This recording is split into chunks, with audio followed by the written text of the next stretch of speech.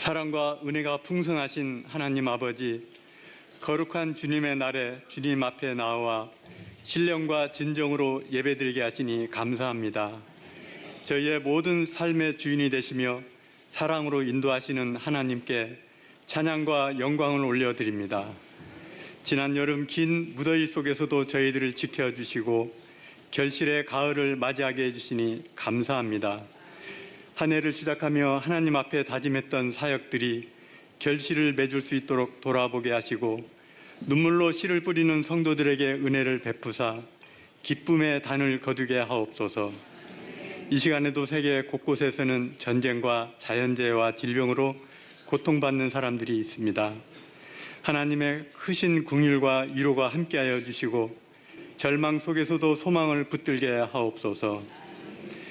우리 인간의 탐욕과 무절제로 병들어가는 이 지구가 회복되도록 우리 모두가 책임 있는 삶 살도록 인도하여 주옵소서. 은혜와 평강의 하나님 아버지, 이 나라를 세우시고 지금까지 지켜주심에 감사드립니다. 그러나 우리 사회와 정치가 분열과 갈등으로 상처 입어 있사오니 주님 긍휼을 베풀어 주옵소서. 대통령과 위정자들에게 지혜와 명철을 더하여 주시고 분열과 갈등을 조장하는 악한 영들이 떠나가게 하시고 이 나라가 주님 안에서 다시 하나 되어 정의와 사랑이 강물처럼 흐르는 복된 땅이 되게 하옵소서. 주님의 몸된 교회를 이 땅에 세워주시고 구원의 방주 역할을 잘 감당하도록 지금까지 인도하여 주심을 감사합니다. 앞으로도 우리 교회가 늘 깨어서 이 시대의 빛과 소금의 역할을 감당할 수 있도록 서로 사랑과 격려가 끊이지 않게 하시고 주님의 나라와 의를 위하여 쓰임받는 저희 모두가 되게 하여 주옵소서. 우리의 다음 세대를 위한 아름다운 교육관을 건축 중에 있습니다. 건축의 모든 과정 가운데 함께 하시어 순조롭고 안전하게 진행되게 하시고 우리의 자녀들이 하나님의 말씀으로 양육되고 성장하는 사랑이 넘치는 복된 공간이 되게 하여 주옵소서. 저희 가운데 육신의 연약함으로 고통받는 환우들과 연로하신 부모님들이 있습니다. 치료의 광선을 비춰주시고 그들의 몸과 마음이 외롭지 않도록 늘 새롭게 하여 주시며 주님의 사랑 안에서 평안을 얻게 하여 주옵소서. 특별히 사망의 음침한 골짜기를 지나는 성도들을 기억하시고 두려움 속에서도 주의 지팡이와 막대기로 그들을 안위하시며 하나님이 예비하신 가장 선하고 온전한 길로 다시 일어나게 하여 주옵소서. 생명의 말씀을 전하시는 담임 목사님께 성령의 충만함을 더하시고 말씀이 선포될 때마다 성령께서 우리의 마음을 열어주셔서 듣는 것으로 그치지 않고 말씀을 따라 순종하여 하나님이 기뻐하시는 삶 살게 하옵소서. 마음과 정성을 다하여 준비한 나우 찬양팀과 할렐루야 찬양대의 찬양을 기뻐 받아 주시옵고 우리의 모든 예배와 헌신이 나를 위한 것이 아닌 하나님만을 사랑하는 마음 가운데 이루어지게 하옵소서. 이 모든 말씀을 아름다운 동행자 되시는 예수님의 이름으로 기도하오며 이제는 주님이 가르쳐 주신 기도를 함께 드리오니 하늘에 계신 우리 아버지, 아버지의 이름을 거룩하게 하시며 아버지의 나라가 오게 하시며 아버지의 뜻이 하늘에서와 같이 땅에서도 이루어지게 하소서. 오늘 우리에게 일용할 양식을 주시고 우리가 우리에게 잘못한 사람을 용서해 준 것 같이 우리 죄를 용서하여 주시고 우리를 시험에 빠지지 않게 하시고 악에서 구하소서. 나라와 권능과 영광이 영원히 아버지의 것입니다. 아멘.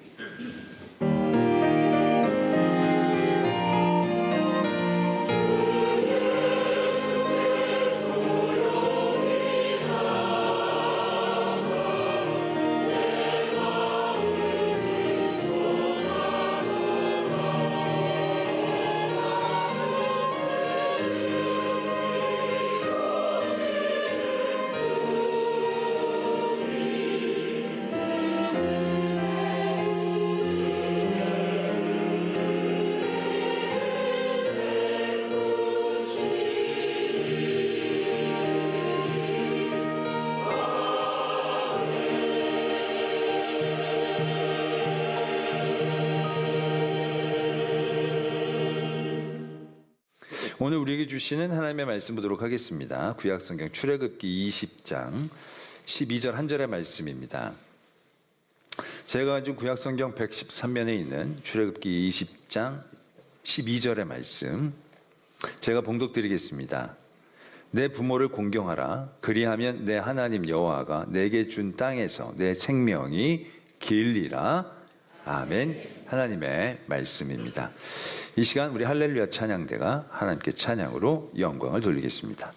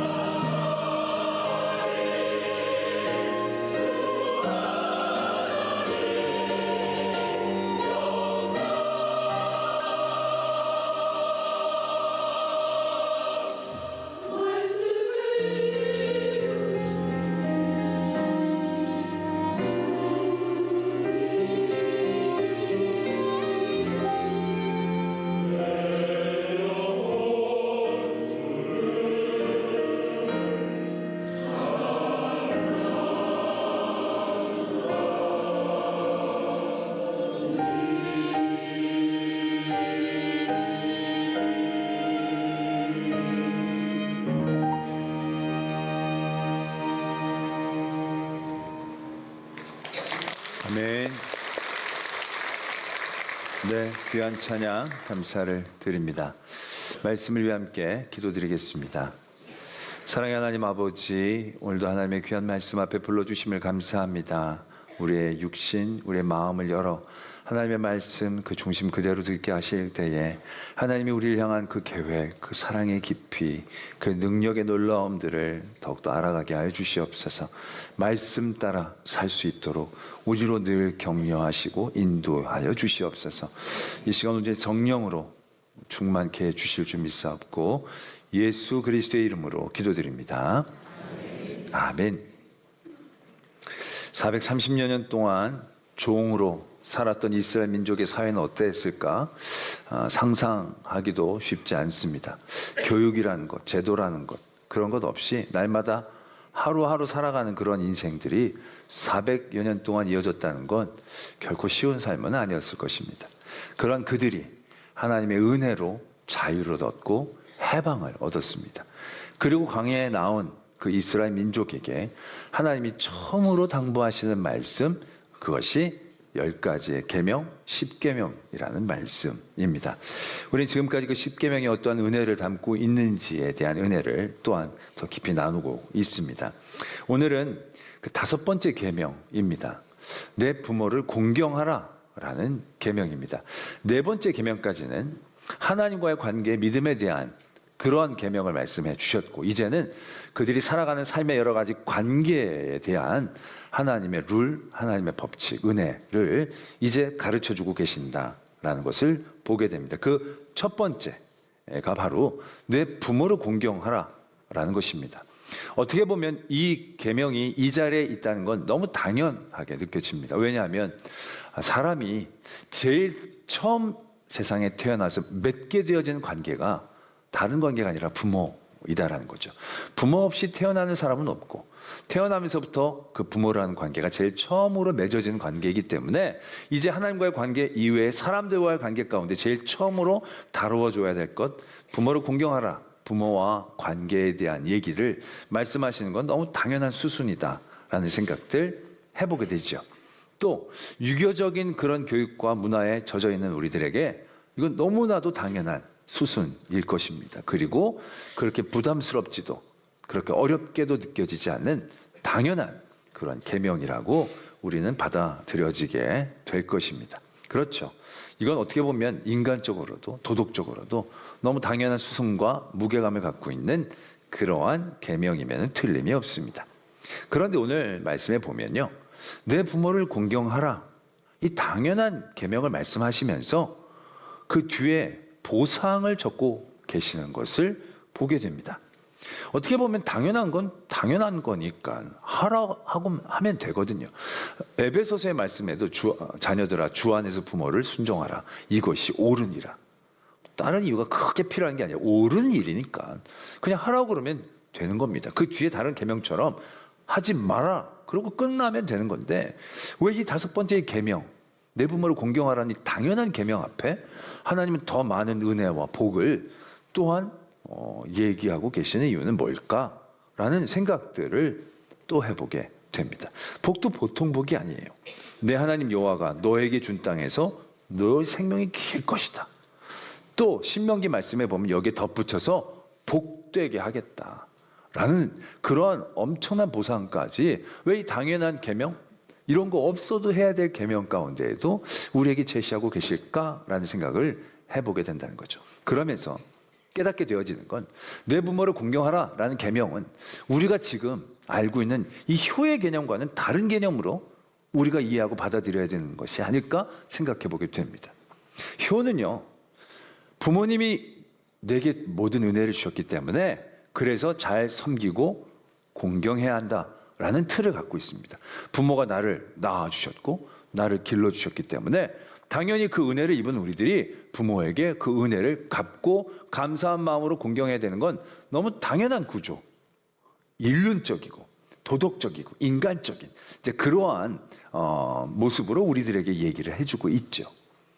그러나 이런 구조는요, 상당한 허점을 갖고 있음을 보게 됩니다.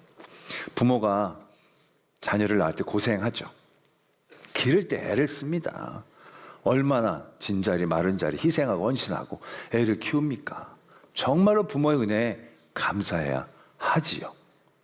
그러나 자녀들이 느끼는 건 부모가 주는 마음과 같지 않음을 발견할 때가 많이 있습니다. 그렇죠. 부모님 낳을 때 얼마나 고생해서 낳았어요. 기르고 했는데 애들이 자라나면서 보니까 자기 외모가 마음에 안 들어. 가만 보니까 이 외모가 어디서부터 왔나 했더니 부모가 나한테 물려준 거야.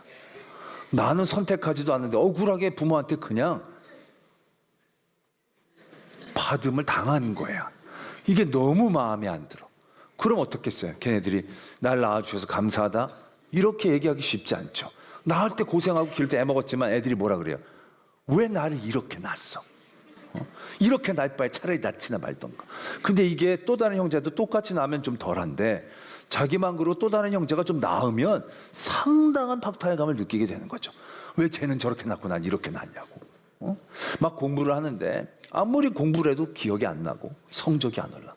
왜 이럴까? 이유를 찾아봤더니 아니 아버지가 나에게 머리를 남겨주신 게 아니라 돌을 남겨주셨어. 이제 그런 깨달음이 되면 상당히 불쾌해지는 거죠. 상당히 감사함과 고마움이 사라지게 되는 거죠. 그래서 애들이 부모한테 하는 제일 뼈아픈 말, 왜 날 낳았어? 왜 날 낳았어?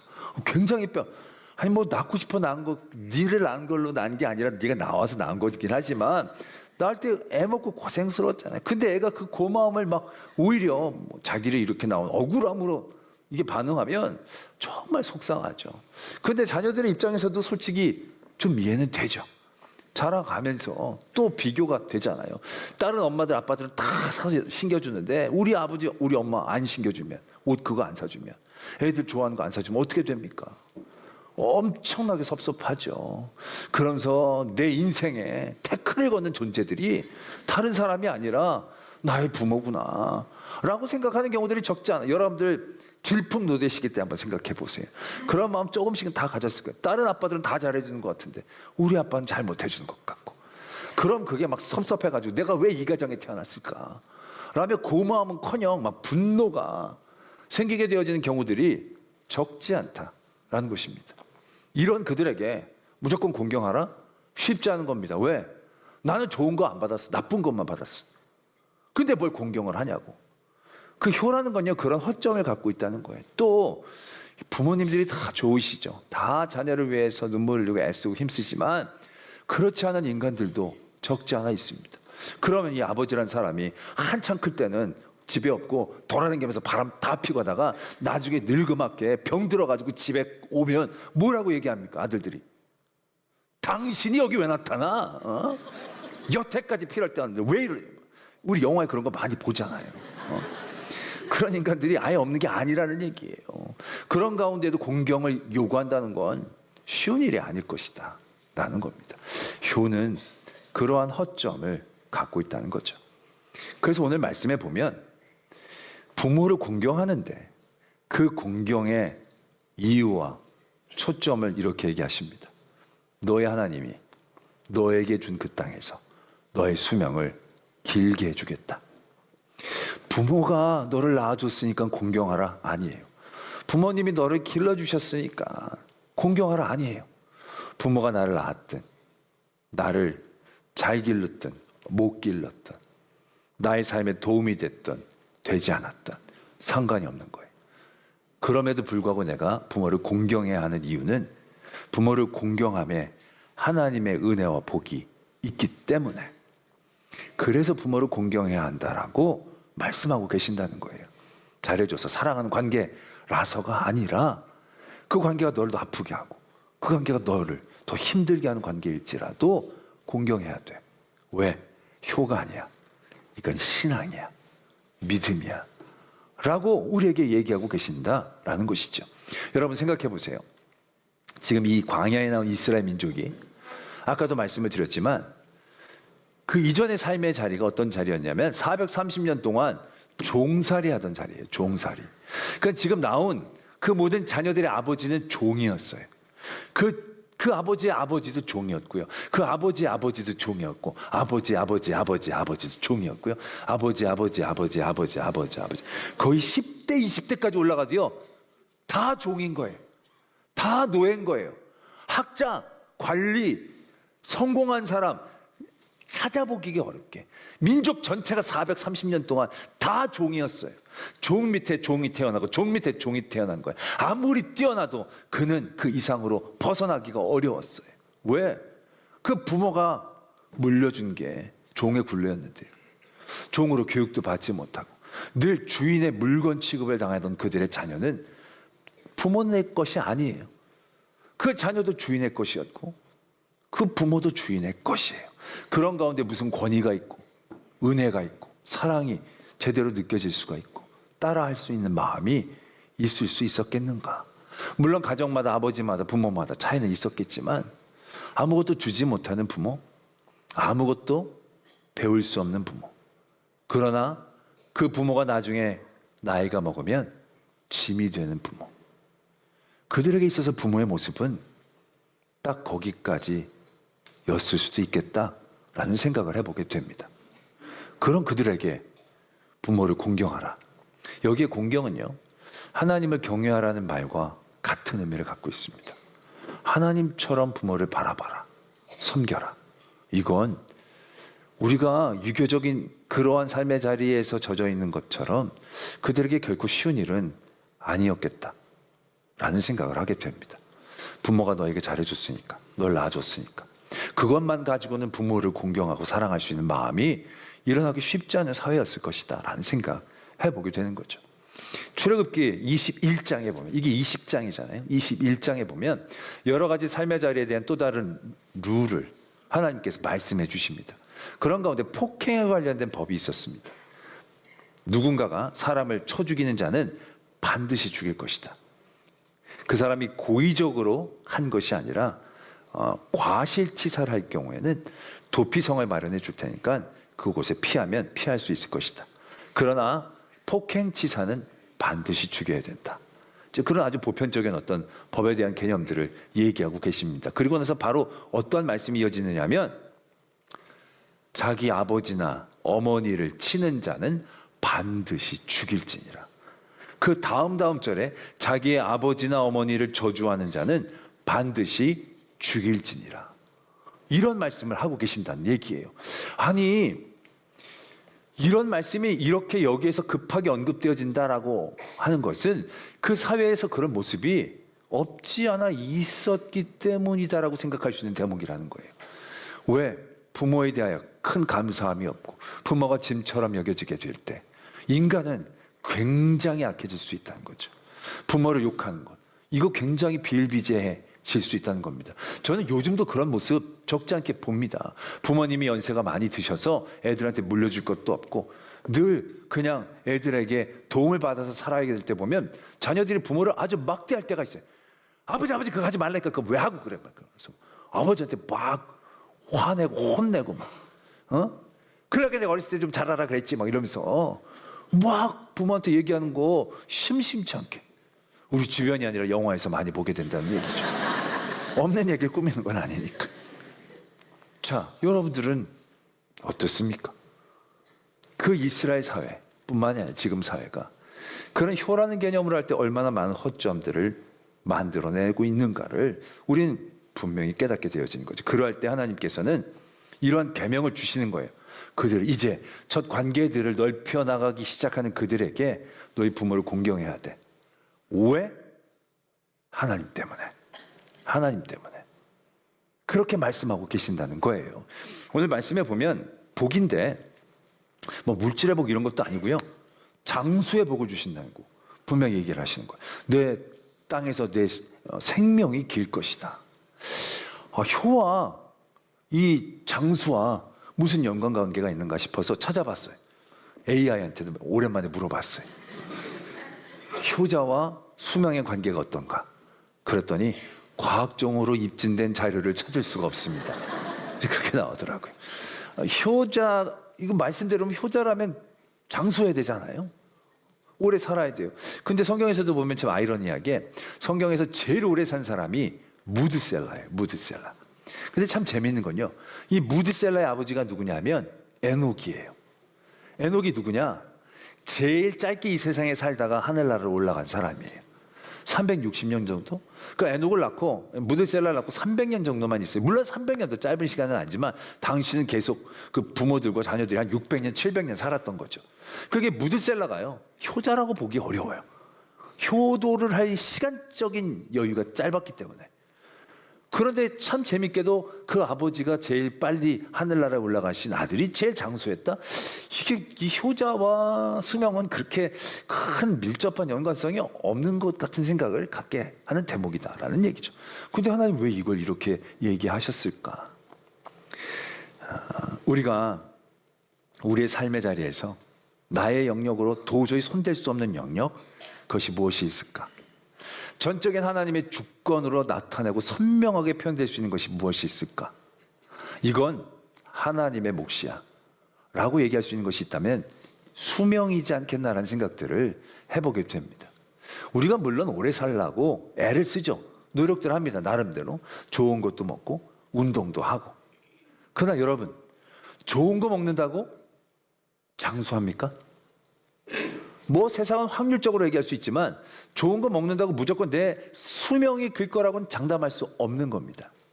내가 안전한 만세반석 가운데 산다고 내 수명이 길다라고 장담할 수 있습니까? 아니에요. 장담할 수 없어요. 아무리 철원성 같은 데 안에 살아서 어떤 외침도 외세도 받지 않고 살 수 있는 자리에 있다 할지라도 내가 언제 죽을지는 아무도 장담을 못해요. 내가 아무리 계획을 치밀하게 세우고 작전을 잘 짠다 할지라도 모든 것들은 어떻게 보면 얘기하고 예측할 수 있지만 내 수명은 장담할 수 없다라는 얘기예요. 오늘 여러분들 가운데서 나는 오늘 저녁까지는 반드시 살아남을 것입니다라고 자신 있게 얘기할 수 있는 분들이 누가 있겠어요? 물론 어제의 일들과 그런 여태까지 일들을 보면 저녁까지 살겠죠. 근데 딱히 장담하기는 쉽지 않은 부분들이 너무 많은 거예요. 왜? 멀쩡히 있다가 갑자기 하나님 데려가시는 분들이 어디 한두 분입니까? 내가 작정하고 계획한다고 절대로 먼저 왔다고 먼저 가는 것도 아니지 않습니까? 나중에 왔다고 먼저 가는 것도 아니에요. 이게 어떤 순서가 없는 거예요. 오는 건 순서가 있지만 가는 건 절대 순서가 없다는 것에 모두가 동의한다는 거죠. 왜? 수명만큼은 철저히 100% 하나님의 주권 가운데 있기 때문에 그렇다라는 얘기죠. 하나님은 부모를 공경하는 그 이유가 다른 곳에 있기를 원치 않으신다는 거죠. 전적으로 하나님께 그 이유가 있기를 원하고 계신다는 겁니다. 이거는 단순히 부모를 공경하는 이유가 하나님이 되어져야 한다는 것으로 끝나는 것은 아닐 것입니다. 첫 번째 관계, 우리가 태어나서 처음으로 맺는 관계, 그래서 가장 밀접하고 가장 1대1로 맞물려서 관계할 수 있는 이 부모와 자녀 간에도 하나님 그 관계의 구조를 분명하게 얘기하고 계시는 거예요. 잘해야 돼. 잘해야 돼. 왜? 부모가 너에게 잘해줬기 때문에 아니라는 거예요. 잘해줘야 돼. 왜? 하나님이 너에게 주신 부모니까. 하나님이 너에게 주신 자녀이니까. 그 관계를 그렇게 이해하고 받아들여야 한다는 거예요. 이게 처음 관계를 맺는 그 관계에 대한 올바르고 건강한 구조가 되어지기를 원하고 계셨다는 거예요. 부모에게 잘해야 돼. 왜? 하나님이 복을 주시니까. 이 관계뿐만이 아니라 이 관계를 시작으로 모든 관계도 그렇게 규정하고 그렇게 이해하고 받아들이기를 원하고 계시는 것은 아닌가 생각이 되어진다는 거죠. 왜냐하면 관계라는 것이요, 늘 우리가 그와 나의 관계로만 맞물리게 되면요 쉽지 않을 때가 많습니다. 우리가 부모님들, 제가 청년들 이렇게 얘기해 보면요, 고민하고 상담을 받을 때 적지 않은 부분이 뭔지 아십니까? 부모에 대한 원망, 상처. 그게 참 적지 않게 많더라고요.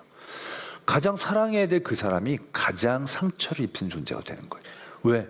너무 가까우니까, 너무 밀접하니까, 다른 어떠한 개입도 없는 그런 아주 친밀한 관계이다 보니까 부모님 때문에 상처를 입는 분들이 적지 않음을 발견하게 된다는 거죠. 하나님은 그 관계에서부터 건강하게 그 관계를 이해하고 받아들이기를 원한다는 거예요. 나와 나의 부모가 아니라 나와 하나님 사이에 있는 부모가 되기를, 하나님은 그렇게 접근하기를 원하고 계신다는 거예요. 이게 돼야 건강한 관계가 형성이 되는 거예요. 우리가 아브라함과 이삭의 관계를 보세요. 둘이 너무너무 죽고 못 살 정도로 사랑한 존재이잖아요.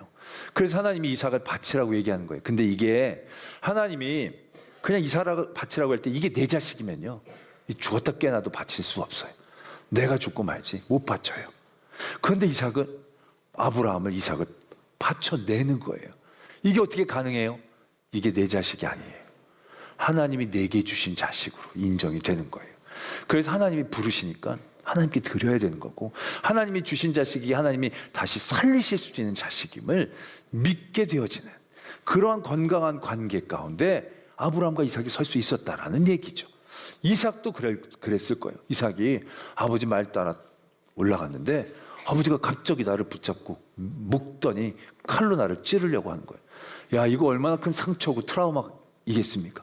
나중에 아마 아브라함이 이렇게 이삭아 막 이럴 거예요. 그 겁이, 그때 장면이. 그러나 이삭이 그 뒤에 이야기를 보면 그런 부분들이 거의 없는 거죠. 어떻게 보면 이삭도 그 아버지와의 관계 안에서 그 일들을 건강하게 풀어내고 있었다라는 것을 우리가 예측해 볼 수 있는 대목이다라는 것입니다. 그래서 에베소서의 말씀에도요, 부모에게 순종하라고 적고 있지만 뭐라고 전제를 답니까? 주 안에서 부모를 순종해야 한다라고 다시 한번 우리에게 가르쳐주고 계신다라는 것입니다. 관계는 그렇게 시작을 해서 발전해 나가야 된다는 거죠. 다윗이 보면 그런 관계를 참 정립하고 건강하게 썼던 사람 중에 하나죠. 다윗의 아들 압살롬이 배반을 하잖아요. 정말 이건 남의 자식보다도 못하는 거예요. 다른 자식들은 다윗에게 충성했는데 내 자식이 나를 배반을 하는 거예요. 그럼 그건 진짜 호적에서 파버려야 되는 거죠. 이 진짜 아주 나쁜 자식이죠. 그런데 다윗이 그 아들을 불쌍히 여깁니다. 그 압살롬을 불쌍히 여겨요. 왜? 그도 하나님이 내게 주신 자녀인데 그 자녀의 그런 모습에 대하여 다윗은 일말의 책임감을 갖고 있는 거죠. 건강하게 그 관계들을 붙잡아내고 있습니다. 거기서 그 관계가 확대가 되어지죠. 다윗이 살면서 그를 괴롭히고 그를 비난했던 모든 관계들, 특별히 도망치다가 시므이란 사람이 다윗을 막 비난할 때 그냥 시므이 죽여버려도 돼요. 충분히 그럴 수 있어요. 그런데 그런 사이에서도 다윗은 그 관계를 건강하게 정립하는 거예요. 저거 하나님이 저렇게 시켰으면 내가 죽이면 안 되지 않느냐. 만약에 하나님이 시키지 않은 거면 하나님이 심판하실 것이다. 다윗은 사울도 그렇게 일을 했어요. 사울을 죽일 수 있는 많은 기회를 그는 스스로 찾지 않았어요.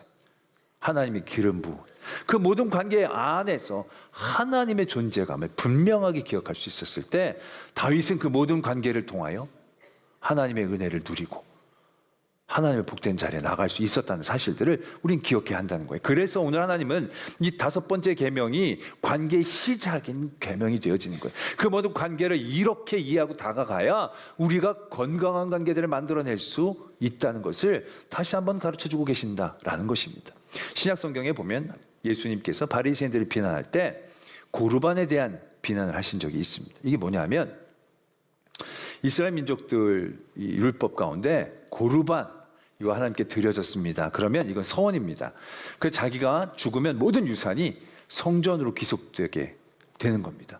하나님이 주신 것입니다. 그래서 이렇게 하나님 앞에 드리면 그 다음부터는 이 재물에 대해서 세금으로 떼거나 다른 사람이 나눠주고 하는 그런 의무를 지지 않게 됩니다. 왜? 다 하나님의 거니까. 그런데 그런 가운데에서 이스라엘 민족 그 안에 이 부모를 공경하는 계명의 세부적인 시책들이 있었다고 합니다.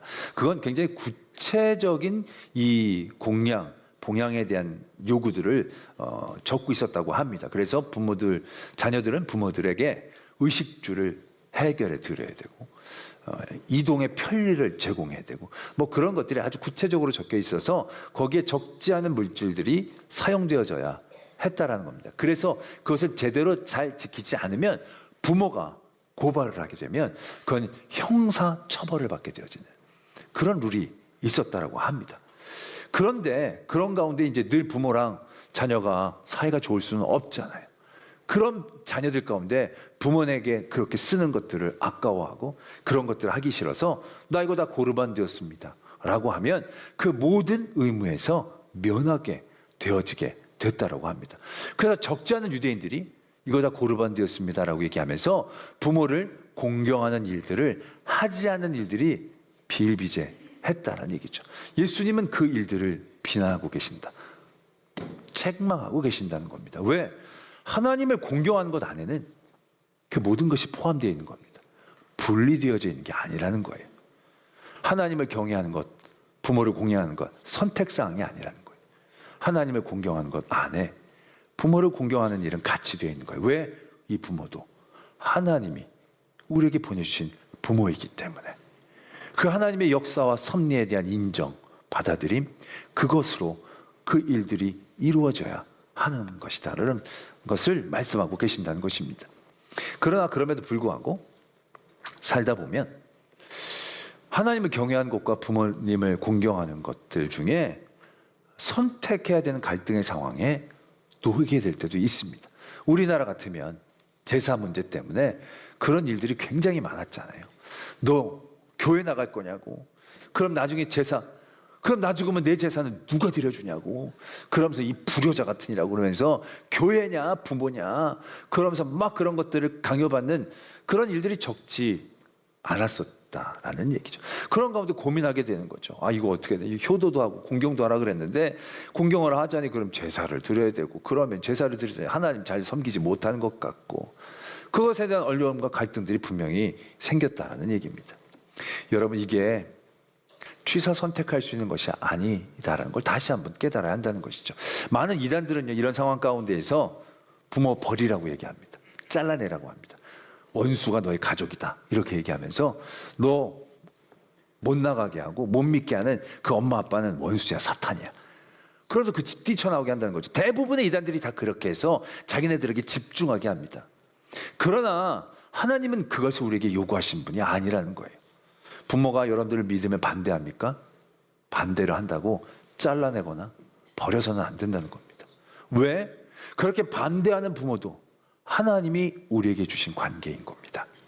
그 부모를 사랑하시기 때문에 하나님은 나를 믿게 하시고 나를 통해 그 부모를 구원케 하신 그 계획과 섭리가 있음을 또 부정해서는 안 된다는 거죠. 잘라내고 버리고 등지면 제일 속편합니다. 그건 하나님을 믿는다는 건 속편한 게 중요한 게 아니에요. 하나님이 주신 모든 관계를 끌어안고 갈 때 당장에 편하고 내게 유익한 것만이 아니라 그 일들을 통해 하나님이 예비하신, 하나님이 우리에게 주시고자 하신 더 큰 은혜의 자리가 있음을 경험하기를 원하고 계신다는 거예요. 여러분 보세요. 이제 이스라엘 민족들은 관계들을 제대로 형성해 나가야 되는 그 자리에 섰어요. 그런 자리 가운데에서 내게 유익이 되는 사람을 만나보다가 내게 유익이 안 되면 잘라내고 등지고, 내게 피해를 준 사람들은 정죄하고 버리고, 내가 편하고 내가 좋은 사람만 붙잡고 관계를 맺어가게 된다라고 한다면 과연 그 관계가 건강하게 유지되겠느냐라는 얘기죠. 그렇게 관계 맺는 사람들이 결국 얼마나 많은 관계 가운데에서 하나님이 주의 은혜를 누릴 수 있겠냐라는 거죠. 자기 이해에 딱 맞는 사람이 세상에 몇 명이나 되겠습니까? 이래서 잘라내고 저래서 안 만나고 저래서 등지면 은둔형 외톨이가 될 수밖에 없습니다. 내가 좋아하는 몇 가지만을 붙잡고 관계를 맺지 못하는 그런 자리에 내몰릴 수도 있을 것입니다. 그 관계의 첫 시작, 그게 가족이고 부모인 거죠. 좋은 부모 만났으면 너무 감사한 겁니다. 그러나 부모가 좋든 나쁘든 상관이 없는 겁니다. 그 부모는 나의 부모이고 그 부모가 어떻게든 그 관계를 붙잡아야 합니다. 그리고 그 관계에서 더 큰 하나님의 은혜의 자리를 소망할 수 있어야 됩니다. 그러면 그 관계의 힘이 또 다른 관계를 또 나를 힘들게 하고 어렵게 하는 관계가 있을지라도 버리거나 잘라내는 게 아니라 그들을 품고 하나님을 바라보며 다시금 껴안고 나갈 때에 하나님이 진정한 은혜의 자리를, 진정한 하나님의 관계의 능력을 우리에게 주신다라는 것을 우리가 깨달아야 한다라는 것입니다. 요즘 사회는 얼마나 자기의 이해관계 빠릅니까? 관계도 다 그렇게 정리하지 않습니까? 내게 필요하고 유익하고. 그렇지 않으면 우리는 아주 매몰차게 관계가 많다 보니까 우린 그래도 별 느낌 없이, 큰 어려움 없이 지낸다고 생각을 합니다. 그러나 여러분, 그 힘들게 하는, 나를 어렵게 하는 관계도 하나님이 내게 주신 관계일 수 있습니다. 아니, 그런 관계입니다. 그런 관계 가운데서 하나님이 내게 주시고자 하시는 것이 분명히 있으실 겁니다. 회피하고 잘라내고 도망가지 마시고 하나님이 주신 것 인정하고 받아들이며 그 관계 안에서 하나님을 더욱더 의지하며 나갈 때 하나님의 그 섭리와 계획 가운데 온전한 믿음의 성숙, 능력 얻게 되는 저와 여러분들이 되어질 줄을 믿습니다. 기도하겠습니다. 오늘 말씀 묵상하시면서 여러분들 부모님들 사랑하지만 혹시 부모님을 사랑하지 못한 분들 계십니까? 부모님 때문에 아프고 상처 입은 분들 계십니까? 그래도 그 부모님 하나님이 우리에게 주신 첫 관계입니다. 하나님을 믿는 믿음과 하나님이 내게 주신 사랑과 은혜를 붙잡고 그 부모님을 공경하기를 원합니다.